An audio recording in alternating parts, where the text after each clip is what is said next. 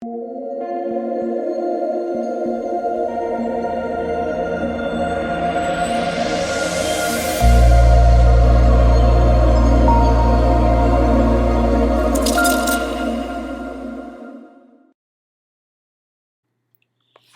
what is going on, guys? It's DK.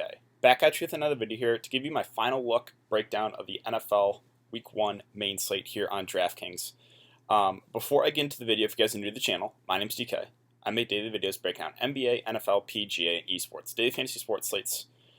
Real quick, before I get into the breakdown, I do want to say thank you guys again for all support. Currently, right now, 4.78 thousand subscribers now on YouTube. The easiest way to support me, since all the content is free, leave a like button on the video, subscribe to the channel if you haven't already, and hit that notification bell so you know when I upload videos, you know when to go live. Also, if you cannot watch YouTube videos, I do upload an Apple Podcast. The link is in the description below, which is the DKDFS show. And one last thing, I know I'm not in my usual setting here. It's a little bit darker in here, but going to crank out the video anyway. So with that out of the way, let's jump into the video. Before we get into the player-by-player breakdown, let's take a look at these Vegas odds for the main slate. So we have Bears, Lions. It's a 42 over/under. Lions are 2.5-point favorites. Browns, Ravens, 48 over/under. Ravens are 7.5-point favorites. Packers and Vikings, it's a 44.5 over/under. Vikings are 2.5-point favorites. Colts, Jags, 45 over/under. Colts are 8.5-point favorites. Raiders, Panthers, 48 over/under. Raiders are 3-point favorites. That's a game that I want a lot of exposure to. I think it can shoot out for sure. Dolphins, Patriots, 41.5 over/under. Pats are 7-point favorites. Jets, Bills, 39.5 over/under. Bills are 7-point favorites. Eagles in Washington, it's a 42 over/under. Eagles are 6-point favorites. Seahawks, Falcons, a 49 over/under. Seahawks are 2.5-point favorites. Chargers, Bengals is a 41.5 over/under. Chargers are 3-point favorites. Cardinals, 49ers, a 48 over/under. 49ers are 7-point favorites. And then we have Bucks, Saints, a 48 over/under. Saints are 3.5-point favorites. So let's jump into it, and I'll talk, kind of through my cash game process here, my GPP thoughts, and then kind of go from there. So let's start with quarterback, and Lamar's at the top at 8-1. Normally for cash games, I like paying down at quarterback, but I think Lamar is viable here for the reason of he's basically a running back and a quarterback, right? Because he's a guy that can definitely go for 100 yards on the ground. Cleveland, not really super scared of them defensively. So the floor is super high, and Lamar just, do have the salary to get him in there. Again, I think he's playable in both formats, just for the reason of his floor is super, super high. So, yeah, I wouldn't rule him out in cash games. It's going to be a little bit tricky to get him, but I think he is playable in both cash and GPP. It's just, what do you, are you comfortable with the lineup around him to get him in there? So the next tier quarterbacks are guys I'm probably not going to get to for cash. It's probably for me either Lamar all the way at the top or paying down. So Russell Wilson's at 7K. My issue with Russell Wilson is that the Seahawks really, are a run-first team. I think he has upside here because the Falcons, not great defensively, and if they fall behind, like Seattle, like they will, like Russell Wilson can air it out. It just, there is risk here if Seattle gets off to an early lead, and then it's just give the ball to Chris Carson every single down. So that's the worry there with Russell Wilson. Obviously GPP playable. Same thing here with Drew Brees and Tom Brady here in Tampa Bay, New Orleans. It's a game that definitely has shootout potential. A pretty high over/under too, right? So both guys are certainly playable, but only for GPPs for me. Matt Ryan, kind of the same thing at 6-7 with him and Russ Wilson. Falcons are a pass-first team, so Matt Ryan has upside to literally go pass the ball 40+ times for sure. So maybe he's a little bit safer, but then you have the rushing upside floor with Russell Wilson. So both are very, very similar plays. Again, both guys I'm looking to more for GPPs. Josh Allen, I'm not super excited about this Jets-Bills game. 39.5 over/under. The good thing with Josh Allen is, the floor of his rushing upside, but I'm probably not going to get there at 6.5. Kyler Murray, you guys know, or if you have watched my videos last year, I'm a huge Kyler Murray fan. I think he's playable in GPPs because no one's going to want to attack the 49ers defense, but definitely not a cash game play. Then we start getting into some cash game plays. Carson Wentz, I think, will be pretty popular here against Washington. 6.3 price is certainly playable. So definitely a cash game guy you can consider. I'm not going to get to Aaron Rodgers. I'm going to pass on Stafford too in tougher matchups. Cam Newton's another guy I think will be pretty popular for cash. I have no issue with him at 6-1. You know, Miami, not great defensively, and the price point is certainly fair. And Cam, also a guy that can have a little bit of upside on the ground. He's getting up there in age though, so he's not going to run a ton like he was when he was younger. But I think Cam Newton is definitely a guy I'm looking to for cash. I'm not going to get to Phillip Rivers. Bridgewater's another guy I really like at 5.9. I think both cash and GPP playable. This is just a game that I think has big shootout potential. Two bad defenses. Yeah, I like Teddy Bridgewater a good amount here. Him, Cam Newton, Carson Wentz are all guys I'm looking to for cash. Carr's viable too in the same game. I think I slightly prefer Bridgewater, but both guys you can definitely look to and are both at playable prices. Probably not going to get to Minshew at 5.8. Joe Burrow, I'm going to take a wait and see approach at 5.8. I'm probably going to pass as well. Let's see. Tyrod Taylor at 5.6. Another guy that is playable. The good thing is he does have a somewhat high floor because he's a guy that does have rushing upside. The concern is we didn't really get to see him a whole lot last year, obviously backing up Phillip Rivers. So another guy that's playable, but I think I prefer those other three guys I mentioned for cash, like Wentz, Cam Newton, Bridgewater. Let's see, Trubisky is also playable at 5.4. A little bit of surprise that he won the starting job. Some people thought Foles would win it. I kind of did as well because Trubisky really struggled. The good thing is here, the price, right? Detroit not very good defensively, and yeah, I think Trubisky is certainly playable here. A more risky option. I don't think you can get to him in cash, but someone you can look to for GPPs for sure. And that's really it for quarterbacks. So let's move on to running back now. So for cash games, my strategy is I'm going to jam in the guys at the top. I want those running backs that have that pass catching ability, that have that high floor. So Christian McCaffrey is going to be very, very popular in cash. I'm fine eating the chalk here at 10K. I know it's a lot to pay for him, but the floor is just enormous. He's a wide receiver and a running back. And again, this is a game that I want exposure to. So McCaffrey for cash, yes. For GPPs, you can fade him. There are guys playable below. There's also spend up wide receivers that have a lot of upside. But for cash games, I think you play McCaffrey and move on. Dalvin Cook's going to go lower owned just because a lot of people are going to go to CMC and then maybe go down a little bit at running back. So he's at a weird price here at 7.9. He's a workhorse back, though, and Green Bay, not super scared of them defensively. So I think Dalvin Cook is an interesting GPP play. Kamara is a guy I really like at 7.2. He played through an injury all last year. The downside of Kamara is he's never a guy that's going to get like 90% of the touches, but he doesn't need to in this offense. In this game, definitely has shoot-up potential, right? He's a high floor because he's a really, really good pass-catching back. So I have a good amount of interest here in Kamara at 7.2. Definitely one of my favorite plays for running back. I also really like Eckler at 7K. There's still some concerns about his workload. Like how much is he really going to get? My best guess maybe like 70-30 with him and whether it be Justin Jackson or Joshua Kelly as the backup. But that's enough for me at 7K. Like he had games last year when Melvin Gordon was out where he just had enormous fantasy output games. And he still was solid with sharing snaps with Melvin Gordon. So now he is more of their main back, even though there's still some questions of how much work he's actually going to get. But really good matchup here. I like Eckler quite a bit. Jones is viable at 6.9. My issue is Green Bay. They still have Williams. They still have A.J. Dillon. So it's just he had 23 touchdowns last year. I think those go down a bit. Not necessarily the best matchup too. So Jones worries me a little bit. Like I think I would prefer Eckler and Kamara to Aaron Jones. Josh Jacobs is another guy of interest. The concern here is he's not really utilized in the passing game a lot, but he is a workhorse back. He's a guy that if they're playing from ahead, he'll get 20 plus touches. And Carolina is a team I want to attack defensively, so I think Josh Jacobs looks pretty good here at 6.8K. Mixon's another guy I have interest in. Just got that new contract. Had a really nice end of the year last year. He's a guy that does get utilized a bit in the pass game too. So another guy kind of in the mid-range that I have interest in both cash and GPP. Chubb's a guy I'm going to avoid. Tougher matchup here, and he will get phased out if they fall behind. So Nick Chubb is probably a guy I'm not going to get to.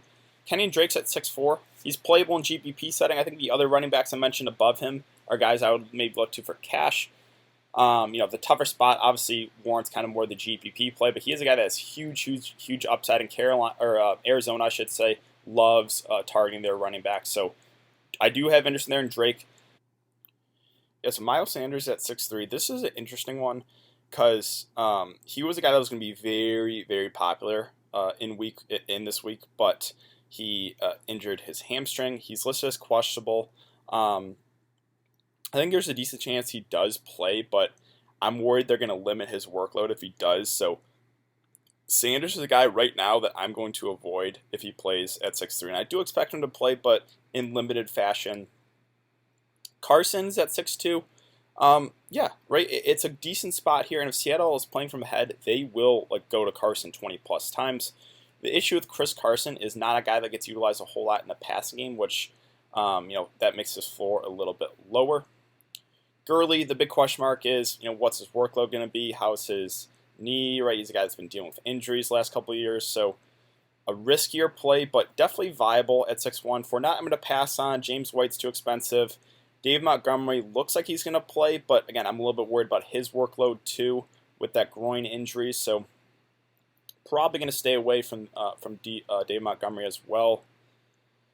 Le'Veon Bell, I'm probably going to pass on as well. The prices is tempting at 5'6", but a bad matchup, and right now, it looks like Frank Gore is going to get some good work, which surprises me. So, yeah, Le'Veon's just a guy I'm probably not going to get to. Ingram intrigues me as a GPP play. The issue is he's not a guy that's utilized a whole lot in the passing game, but if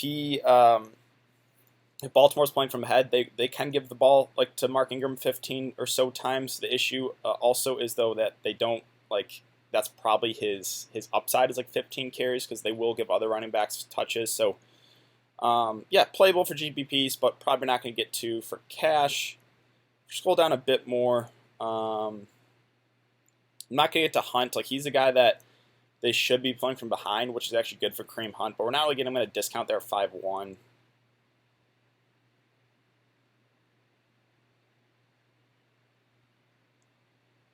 Other options, yeah, the Lions backfields, I'm going to stay away with AP now there. Let me talk about a couple cheap running backs I think will get some ownership here. Antonio Gibson is a guy that I think will be somewhat popular here at min price 4K. My concern is we don't really know what the workload's going to be. It could just be a three-headed monster here. They have him listed as the number 2 running back. They have J.D. McKissick. They have Peyton Barber. They have Bryce Love. So they have a lot of guys they can use.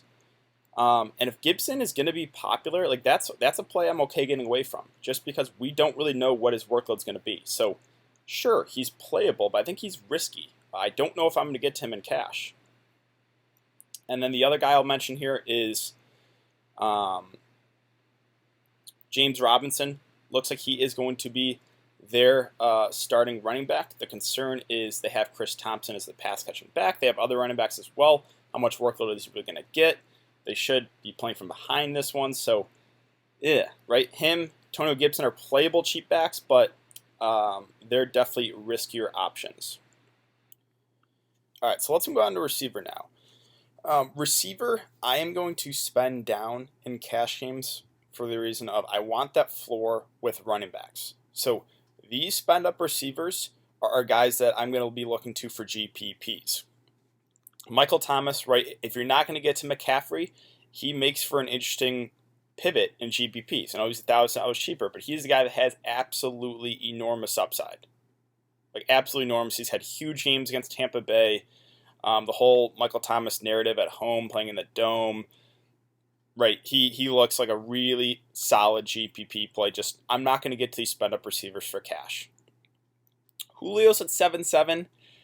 Kind of been dealing with hamstring injury lingering. I don't feel as comfortable with him right now. He's getting up there in age too. I would probably rather take the shot in Calvin Ridley for cheaper. Devontae's in play for the volume alone, right? The matchup isn't necessarily the best, but Green Bay doesn't have a whole lot of, they don't have a whole lot of other options. So I think Devontae Adams is in play for that reason alone. Mike Evans was questionable, then doubtful, now back to questionable. This is something to keep an eye on for sure. If he's out, it could be some value here for Tampa Bay, which we'll get to in a bit. If he plays, I don't think I would get to him. I'd rather just play Godwin, obviously with Evans dealing with the injury. So if I was going to play a Tampa Bay receiver, I think it would be Chris Godwin. Hopkins, I do like the Hopkins Kyler Murray stack in GPPs. I don't think anyone does it. It's a playable price, 6.8, and Kyler's cheap too. It's just the matchup is terrible. But Kyler did have 2 decent games against San Francisco last year, so that stack intrigues me with just a super, super low owned, risky stack. Let's see.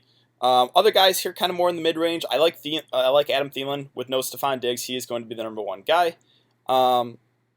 He was dealing with a little bit of injuries last year, but I think he bounces back for a better year this year. And obviously with Diggs out of there, it kind of solidifies him as a number 1 target. And you're getting him at a cheaper price point. 6.7 looks good. So I have interest there in Thielen. DJ Moore, don't mind pairing him with Teddy Bridgewater. I think he's, he had a kind of a breakout year last year, but I think he could have even a better year this year. So Moore intrigues me in the mid-range. Allen Robinson, like that stack with Trubisky is certainly viable as a cheap stack because we know, like Allen Robinson is a guy that's going to get targeted a lot. Detroit's defense, not really scared of them. So you could definitely do a Mitch Trubisky, Allen Robinson stack. I think, Trubisky is just a little bit too risky with the inconsistencies for me to go to him in cash. But that stack in GPPs, I think it looks pretty good. Let's see. So kind of the mid-range receivers here in the Seattle Atlanta game intrigue me, like Tyler Lockett, DK Metcalf, as well as Calvin Ridley. I think all look pretty solid. This is a game that definitely has some shoot-up potential. So I have interest in all 3 of those guys. Let's see. Kenny Galladay's doubtful. Could get some value here. I mean, I know the matchup's not great. We also have Danny Amendola questionable. So this, potential value for Detroit, who we'll get to more in a bit for wide receivers. Let's see. Edelman, I think is a pretty decent player in the mid-range. You can definitely pair him with Cam Newton, who I said I think will be pretty popular in cash. Edelman's just a good PPR receiver because he's a guy that has a high floor. Like he's going to get targeted a bunch. New England doesn't have a whole lot of other options, so I kind of like that pairing. I think you can definitely do that in cash or GPP. Let's see. I think Odell's in play for the reason of just the price point. Right? I'm not really super excited about the matchup here against Baltimore, but this is Odell Beckham Jr. I know he had an off year last year, but he's under 6K. I think he's in play for that reason alone. Let's see. Other options. Sanders at 5.7. If you can't get to Michael Thomas, I actually think he's okay. Now, sure, the downside here is he's getting up there in age, but I still think he has a little bit left in the tank. And the 5.7, right, the 5.7 price point looks intriguing, and he played with not the best quarterbacks the last few years. So Sanders is a guy that I do have a little bit interested in the mid-range. I'm going to pass an AJ Green. Right now, it's just the injury concerns just worry me too much with him. Terry McLaurin's a guy I think will be somewhat popular this week at 5.6. There are going to be some popular plays on the Philadelphia side. I think running it back with Terry McLaurin is not a terrible approach if you're going to get exposure to some of those Philly guys and you want like a mini game stack. So he's definitely someone that I think is in play in the mid-range. Let's see. Let's scroll down a bit to now more the cheaper receivers. So this is kind of the range that I'm looking to for cash games. Hollywood Brown, I think, is going to be popular. Him, Deshaun Jackson, I think will get a good amount of ownership this week. I have no issue with either of them. But if all the ownership is going to go to these guys like Hollywood Brown and Deshaun Jackson, there are other options, who I'll mention here in a bit, that I think look pretty good. So Hollywood Brown, the concern is just the volume, right? A little bit more boomer bust. Can you trust him in cash games?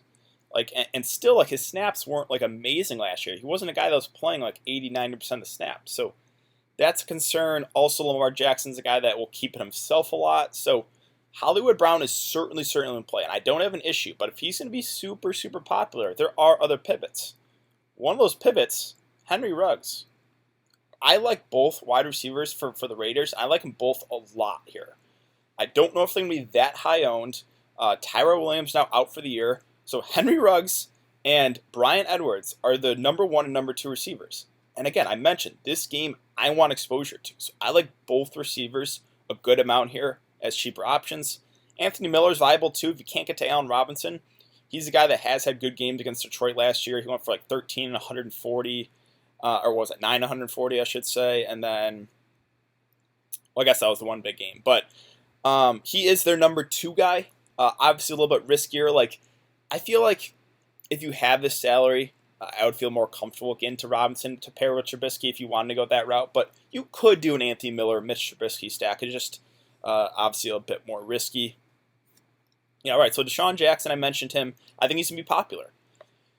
The worry with Deshaun Jackson is now we have Jalen Reagor was doubtful. Looks like he's gonna play now. So that takes a slight hit to Deshaun Jackson. Doesn't really affect him too much, but Jalen Reagor is a guy that got a lot of hype, and now with him playing, I think there could be more targets for a guy like Jalen Reagor, maybe a few less for Deshaun Jackson. Also, he's a guy that has that big play upside. I don't know if he's going to be necessarily a possession receiver for Philly. So just like Hollywood Brown, I have absolutely no issue. I think both are going to be popular.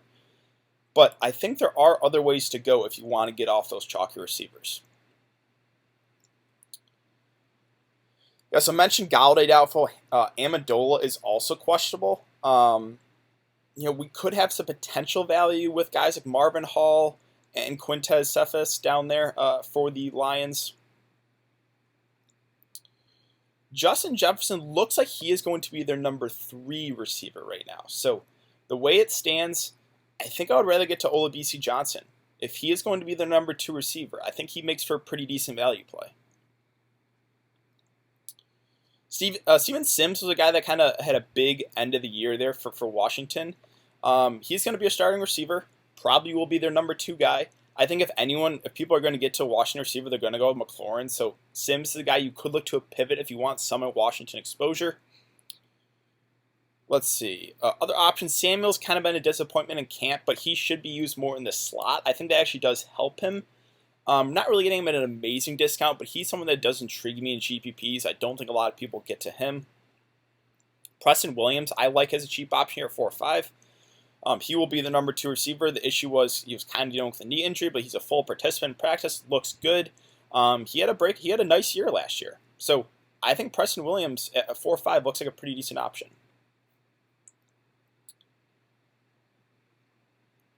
Other options here as cheaper guys. Yeah, right. Jalen Reagor, 4-3. Looks like he's going to be good to go. He was dealing with that shoulder injury.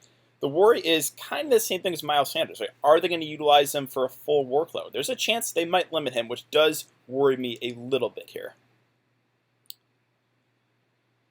Bryan Edwards. I mentioned Ruggs. I like Bryan Edwards too quite a bit at 4-2. And if you're going to make me pick, I'm going to take Edwards for the discount.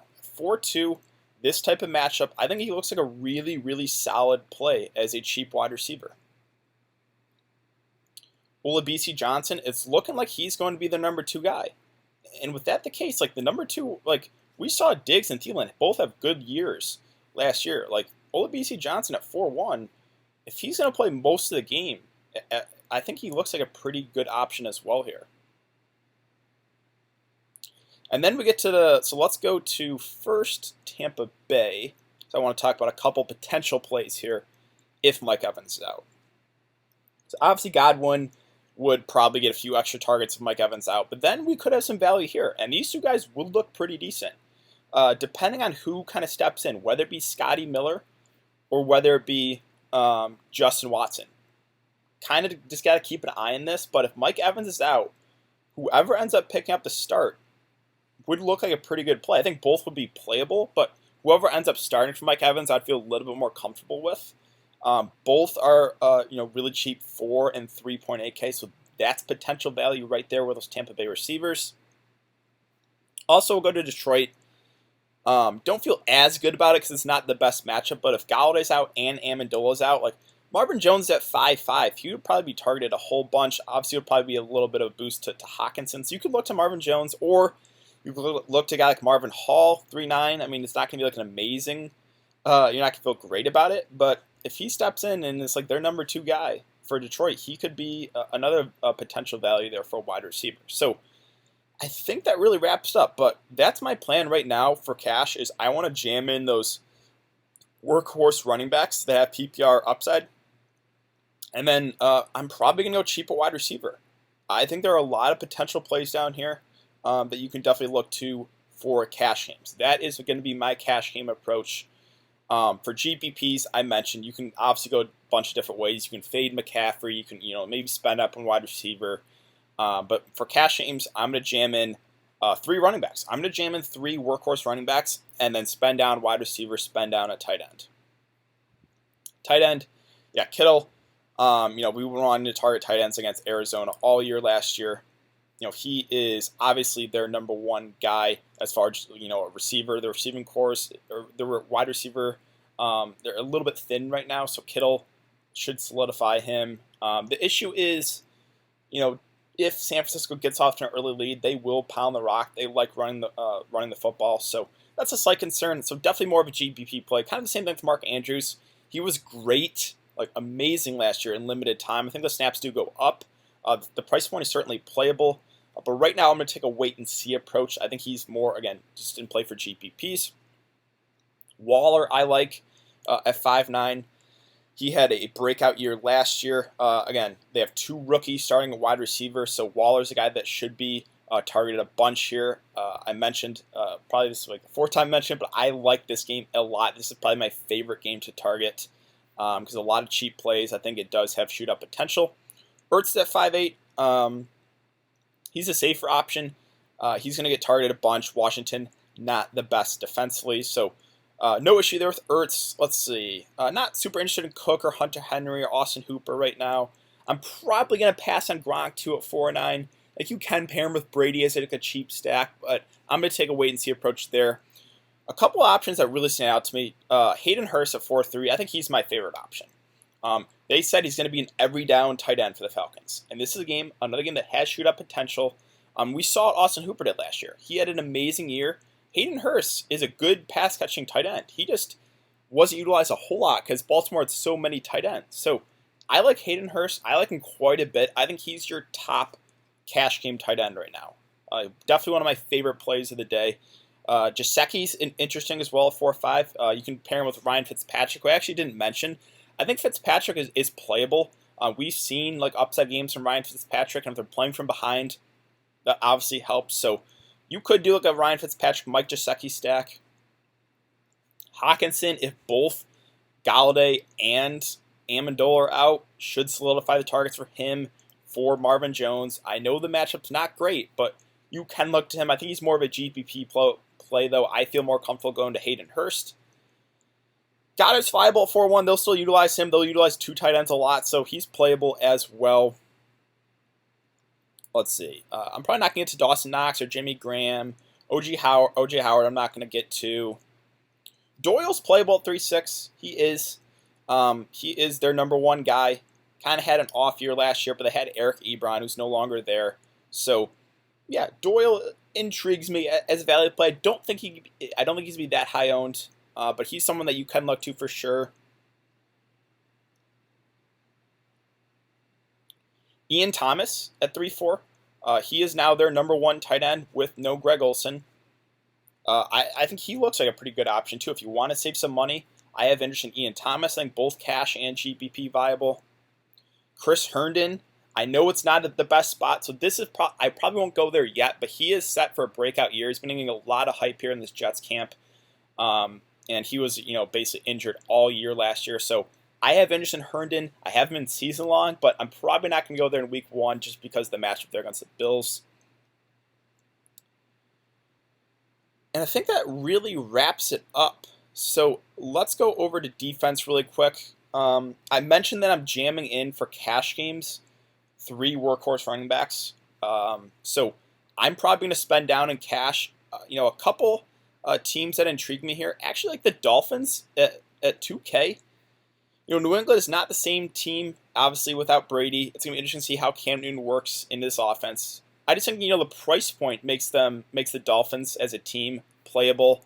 Normally, I'm a guy that I'll kind of look at the over-unders, try to target defenses in games that are supposed to be super low scoring, right? Like the Jets, Bills. I think the Chargers are viable. Obviously, the Patriots on the other side.